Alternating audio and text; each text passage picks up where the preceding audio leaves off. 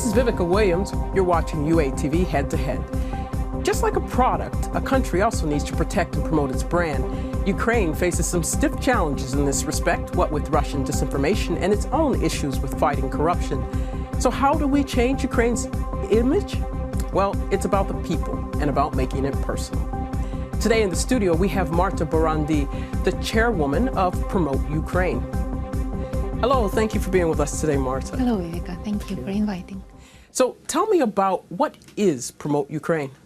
Promote Ukraine is an organization based in Brussels. It was established in 2014 to give a voice to Ukrainian civil society abroad. So basically we lobby interests of Ukrainian civil society in Brussels. And why Brussels? Because of European institutions that are based there, because of a very multinational environment that is there, because all the people who are based in Brussels go back to their countries already knowing about Ukraine and knowing our nation, our culture. So actually this is the place from where we spread the information about Ukraine in Europe. Oh, wonderful. And so you've been there now for 3 years with this. And how has the organization developed? We started with the media project. We wanted to communicate the news from Ukraine to Belgium, to foreigners directly from us, not from the news they received through Russian media. And now we organized, we organized more than 40 events, more than 40 projects completed, among them conferences in European Parliament, conferences at the universities of Belgium. Also, we organized many charity events, and the last project was Children for Peace, who came from Ukraine, from Volnovaha, which is war region, to Brussels in order. Yes. Well, and tell me, so you work on a lot of different spheres, right? You have conferences, and your target audience there are students or lawmakers or both. From lawmakers and students, and also Belgians. So it's not only the Europeans in general, but also Belgian nationals whom we communicate about Ukraine and Ukrainians. So you, at universities, as well as at the European Parliament. Right. And you have an invitation to speak to committees at the European Parliament? No, but we organize the conferences at European Parliament, which means that we find MEPs who deal with Ukraine, and we organize together with them a conference where we invite speakers from Ukraine. We also had a conference on Russian-Ukrainian civil society, and there we invited Russian and Ukrainian speakers. So you see, we are co-organizers in those kind of events. As for invitation, at the European institutions, we participate in the advisory group of the European Commission on association agreement. So we basically we are a member of this advisory group. And what do you see? So this is a wonderful news with Ukraine and the free visa regime. Yes. Right. How's that been received there, and how have you been? Have you guys been promoting or trying to ease some fears about Ukrainians being able to travel freely into Europe? This was not the purpose. For the last 3 years, what we do, we are trying to bring peace to Ukraine, and we are trying to promote peace for Ukraine in Europe, meaning we do not want war, and we want to say to all the world, we are a peaceful country and we want peaceful solution. So this was not really the purpose to promote visa-free regime. Well, no, we're just promoting the fact that Ukrainians, as you said, are peaceful, aren't looking to flood into Europe like refugees, but changing this image of Ukrainians. Yeah. Right, change the whole image to the simple people, to average people, like to people at the companies, to our friends. And when they know us, when they see us, when they know that we are kind and they see our rich culture, we invite them to our events, to the concerts, to the charity concerts. They come and they fall in love with Ukraine, and then they are not afraid anymore of Ukrainians who will come to Europe as refugees. So even more, they want to visit Ukraine. Oh, wonderful. Thanks to our promotion, not only our, I mean the promotion of Ukrainians, everyone who is Ukrainian, speaks Ukrainian language and loves Ukraine, brings foreigners wonderful. Here. Wonderful. And so you were telling me, I'm sorry I interrupt you because this is just fascinating, about your latest project where you brought children. So what was this project? This is the project of the organization Promień. This is Ukrainian organization, which spreads to many different countries. So actually the Ukrainians, so this organization, selects the most talented children from Volnovaha region in order to show them Europe and in order to let Europeans discover Ukrainian talents, young talents. And why this area, why this city?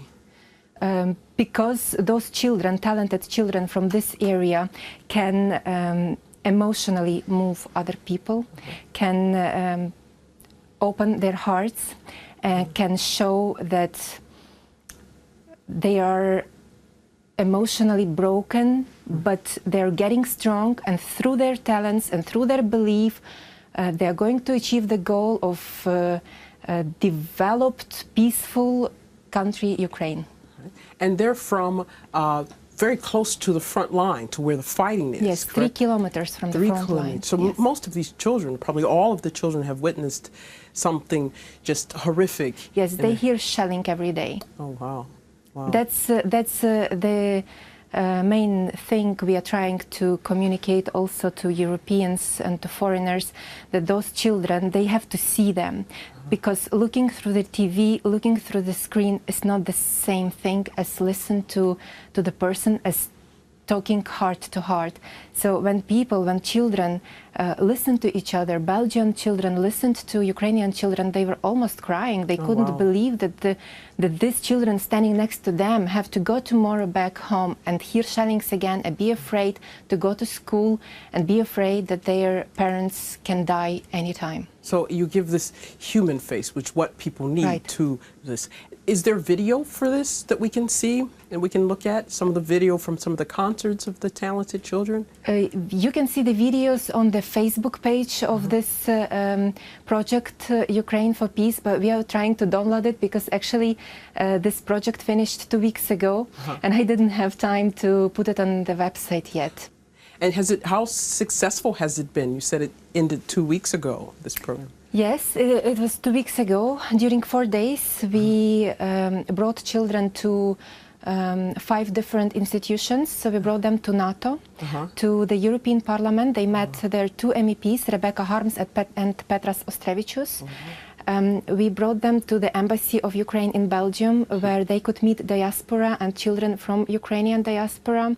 Also to the Antwerp City Council, they could get to know the vice mayor of Antwerp City Council, and to the school, to the Belgian school, where they could meet people of the same age who are foreigners, and who from 25 people, 25 Belgians, there were 19 children of different nationalities, and this was for our children a surprise because we don't have that many nationalities in Ukraine in one school. Right. And not only one classroom out of 25. Right. So for the Ukrainian children, they gained more of a world perspective to see that there were more people who knew and learned about Ukraine. And for the Belgians who visited this, they got a personal connection to the war in Ukraine. That was the purpose. But we achieved it. Yeah, and the other purpose was also to show that Ukraine is mostly not war, and mostly people who are just wonderful and beautiful and do all of these things. Yes, also we showed it not only to Belgians, to the school or Antwerp City Council, but as I said, in the European Parliament. Right. And our MEPs could encourage children to take initiative, not only be afraid or not only show the talents, but also take initiative. Like, for example, Petras Ostrevičius asked one child, that, which school are you from? Where are you studying? And she said, school number 2. And she said, but you are from Volnovaha. There are so many Ukrainian heroes who have fallen in war. Why not to take initiative and propose that this school should be the school in name of a hero? So you can go back to your schools and propose this to your directors. So you see the MEPs who are politicians, who know how to take initiative, who know what it means to take responsibility, social responsibility. They also give encouragement and empowerment to those children who can come back and make change. Well, this is wonderful, this mutual combination. So my last question for you is, what can an average person, so our viewers are anywhere from Ukrainians to Ukrainian diaspora to just the regular person, English-speaking person for the most part, what could they do to promote Ukraine? They can, whatever they do in their normal life, professional life, they can draw parallels on what they can do with Ukraine or through Ukraine. For example, I just give example, like in 2008, when I was studying in Germany, we were proposed to make a dance or to show something to other students, and my idea was to dance Ukrainian dance and Ukrainian music. So in this way, we showed to others Ukrainian dance, Ukrainian music. So whenever you have opportunity to sing, whenever you have opportunity to dance, whenever you have opportunity to run or show your talent, you can do it through Ukrainian symbols, whether it's music, whether it's dance, whether it's flag, or whether it's any other symbol which comes in your mind, which comes from Ukraine. Wonderful. And then it opens up an opportunity for dialogue, for conversation, where someone asks you, why do you have this flag? What is this music? And this will lead to us being able to have a conversation about Ukraine and the people, as you said. That's right. Thank you so much for being with us again, Marta. Thank you, Viveka. Today you're watching UATV's Head to Head. This is Vivica Williams, and we were speaking with Marta Barandi, the chairwoman of Promote Ukraine. From all of us here at UATV, have a good evening.